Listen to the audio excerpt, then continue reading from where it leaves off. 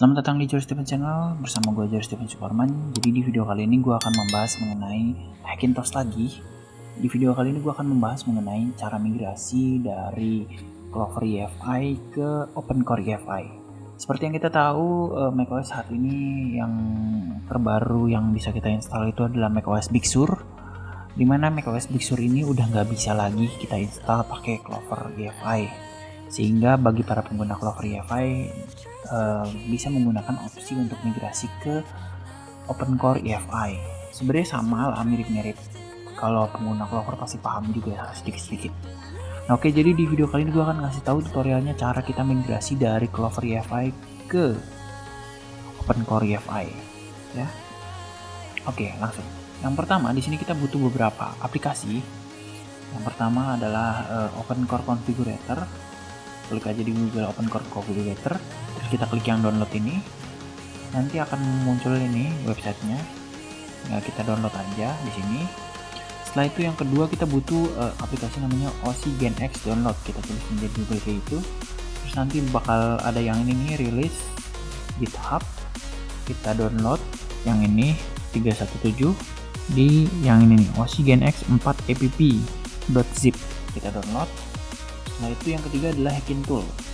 Hackintosh di website GitHub, kita klik yang release 35. Release 35 sama juga kita download yang Hackintosh zip. Setelah itu oke, setelah 3 aplikasi itu udah. Yang pertama harus kita buka adalah Hackintosh. Nah, di sini gua buka Hackintosh-nya. Gunanya Hackintosh ini buat kita mengetahui hardware kita itu tipenya apa aja. Kalau di Windows itu modelnya kayak DXDiag lah ya. Nah, di sini kita pakai Hackintosh. Kita lihat di sini prosesornya, CPU-nya itu pakai i7 6700K untuk gua ya, CPU-nya pakai i7 6700K, which is dari nomor ini 6 yang pertama ini kita bisa lihat bahwa ini prosesor Intel generasi ke-6. Jadi ini merupakan Intel Skylake gitu ya. Oke. Nah, selanjutnya setelah kita tahu prosesornya apa, kita bisa langsung buka OC Gen X yang tadi udah kita download. Nah, ini dia OC Gen X-nya. Nah, di sini kita di bagian system type kita disuruh milih prosesornya apa. Di sini ada Ivy Bridge, Haswell, Skylake, Kaby Lake, Coffee Lake, Comet Lake, Sandy Bridge. Nah, terus ini juga ada Haswell E. Ini untuk mungkin kayaknya ini prosesor yang high end-nya ya. Setelah itu ada juga AMD-nya. Nah, di sini kita pilih aja prosesornya karena gue pakai Skylake. Tapi kalau kalian pakai misalnya ada yang pakai Haswell atau Kaby Lake, ya silahkan disesuaikan aja lah ya. Setelah itu kita klik yang CAX. Nah, di sini Lilu sama Virtual SMC harus dicentang. Virtual Lilu masih sama seperti yang ada di Clover. Nah, Virtual SMC ini adalah fake SMC kalau di Clover dulu. Sekarang namanya Virtual SMC. Nah, terus Virtual SMC pluginnya kalau di gua cuma butuh ini SMC prosesor. Mungkin ini untuk beberapa komputer juga sama, cuma butuh SMC prosesor. Nah, mungkin kalau untuk laptop saya kurang tahu, mungkin bisa research lagi. Mungkin ada ini ya, SMC baterai manager kayak gitu-gitu ya. Light sensor ini juga kurang tahu apa. Nah, mungkin bisa di research lagi, tapi untuk komputer ini kita pakai ini aja, cuma itu. Terus grafiknya kita injek whatever green. Nah, terus untuk audionya kita klik Apple ALC. Nah, di sini kita harus tulis ini ALC bootlegnya. Nah, kita tulis ALC bootlegnya ALC ID sama dengan nomornya kita cari di ini di file EFI kita yang sebelumnya, yang di Clover ya. Jadi kita harus mount EFI dulu di sini. Jadi caranya kita pakai untuk mount EFI itu kita bisa pakai Clover ya, Clover Configurator. Oke. Terus mount EFI. Terus klik yang ini harddisknya kan. Klik di mount EFI, mount partition. Nah, nanti tinggal dilihat di bagian file EFI-nya. Coba gua kasih contoh tapi di tempat lain ya ini. Di bagian pre-install things. Nah nanti filenya EFI begini kan, EFI doang. Terus kita buka Clover, terus config please. Kita buka pakai Clover configurator. Nah di sini kita lihat di bagian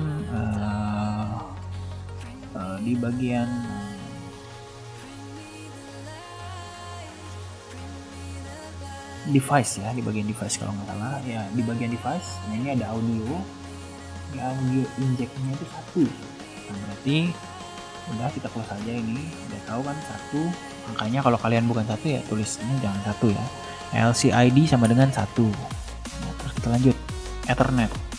Nah untuk Ethernet ini gue pakainya Intel, jadi Intel atau Mausi ya kan. Kalau ada yang pakai Realtek nih, kalau misalnya ini kan bisa dilihat nih versinya ini, Teros, ada semua ini ya, tinggal di research aja gimana yang sesuai sama perangkat kalian. Nah untuk USB ini kita centang USB inject all supaya USB-nya bisa kebaca. Terus WiFi and Bluetooth. Nah di sini kalau kalian nggak punya WiFi and Bluetooth ya nggak usah, karena di sini gue punya, gue pakai WiFi card dari Broadcom yang resmi dari WiFi cardnya Apple. Jadi gue centang di sini untuk Broadcom patch untuk 1014 ke atas. Nah terus ini nggak usah. Setelah itu kita masuk ke sini ya, iMac 17.1. ininya sistem modelnya tinggal dipilih ya yang sesuai kalian pakainya apa. Kalau gua karena satu-satunya iMac yang pakai Skylake ya iMac 17.1, tinggal di research lagi gimana. Nah terus untuk di bagian firmware driversnya ini dicentang semua kalau kalian pakai UEFI. Kalau misalnya kalian masih pakai legacy mungkin bisa dicentang di sini ya, tapi kayaknya sekarang udah rata-rata pakai UEFI, jadi ya oke lah UEFI. Terus CAX, nah di bagian CAX ini tadi udah ya semua, ini oke. Audionya udah ditulis, Ethernet ya semua udah. Nah, terus kita tinggal klik generate EFI, oke. Nah, kita lihat di sini di desktop udah jadi file EFI-nya, both sama OSI. Kita tinggal buka file ini pakai OpenCore Configurator. Yang pertama kita masuk itu ke bagian kernel, ke bagian patch, terus klik di sini list of patch. Kita pilih yang ini, yang kedua ini ya, yang ini yang gue tunjukin ini nih. Klik, udah. Terus kita masuk lagi ke, nah ini kita bisa lihat di sini di bagian kernel. Terus di sini cache-nya udah di-install semua beberapa. Nah, di sini kita bisa klik download update. Nah, nanti dia ngecekin cache-nya apakah ada yang update atau enggak. Kalau ada yang update itu dikasih warna hijau-hijau. Kita cekin satu-satu, ternyata update semua nih tuh. Nah kalau ada yang update tinggal dicentang yang bagian yang hijau itu, terus tinggal di download gitu. Kita close, ini udah semua. Terus di bagian patch di kernel tadi ini jangan lupa udah ditambahin.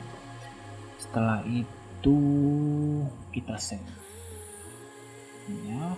Setelah itu kita masuk ke tool, nah, terus kita pilih ke config checker. Nah config checker ini ini kita close dulu ya, tool config checker ya, default kayak gini. Nah pertama kalian klik yang ini nih, drag and drop, terus kalian pilih prosesornya. Setelah itu tinggal drag file config list-nya ke sini. Nah terus klik check. Nah nanti bakal dikasih tahu apa yang harus dilakuin. Nah di sini you have no SSDT patch. Kita klik aja di yang ini nih, yang fdocs. Terus kita scroll ke bawah ke bagian SSDT isi USBX. Kita klik. Kita scroll lagi, choose SSDT. Terus kita lihat di sini Skylake untuk prosesornya kan kita pakai Skylake di sini. Nah terus SSDT isi USBX. Oke, terus kita pilih pre-build. Nah di sini tinggal dibaca ini untuk desktop karena gue pakai desktop ya kan. Oh laptop. Nah di sini untuk core Skylake desktop and newer. Nanti kita pilih yang ini karena kita pakai Skylake. Kita download. Terus kita download, klik di sini. Kalau misalnya di bawah untuk pakai yang Broadwell ke bawah ya bisa downloadnya yang ini. Gitu. Disesuaikan aja. Terus kita open Home Finder, kita copy. Kita masuk ke desktop tadi kan di sini, terus kita masuk ke OC, CPI, kita paste. Ini terserah mau di rename apa enggak. Ini gua rename aja ya. Terus kita balik lagi ke Open Core, masuk ke bagian SCPI. Terus kita masuk ke scan atau browse. Nah, kita klik di sini SCPI-nya itu. Nah, udah. Terus kita save. Kita balik lagi ke sini ke config checkernya. Set. Kita cek lagi ternyata SSD diisinya sudah keinstall. Terus kita cekin ini satu-satu di sini. Ini udah checklist semua. Nah, ini ada bagian tanda tanya. Katanya reboot app memory map itu disuruh yes. Disuruh no katanya, normally no. Di bagian mana kita lihat di bagian booter, terus MMIO, booter, MMIO, terus di bagian apa tadi namanya, rebuild Apple memory, kita uncheck. Terus di bagian sync runtime kita uncheck juga. Scroll lagi di bagian kernel, terus patch app CPU kernel, patch. Terus kita masuk ke Apple CPU PM, CFG lock. Kita uncheck, kata di sininya suruh bilang pakai no. Terus kita scroll lagi, nggak ada masalah. NVRAM,